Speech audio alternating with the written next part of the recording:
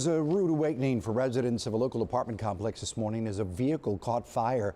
Early this morning, Corpus Christi firefighters responded to a vehicle fire at the Candlewood Apartments on Airline near Holly. They arrived to find a van fully engulfed in flames, with the fire even damaging the truck right next to it. The firefighters managed to put it out in about 10 minutes. Cause of the fire still under investigation. In